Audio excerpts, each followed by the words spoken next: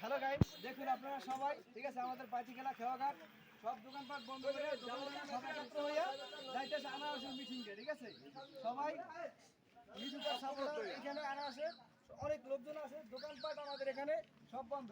এই যে আমাদের দোকানদার স্ক্যান মিরা, ঠিক আছে ভাইয়া, দোকান আজকে বন্ধ কেন? বন্ধ, আনারসের মিটিংয়ে যাবে। আপনারা সব দোকানদার একত্র হইয়া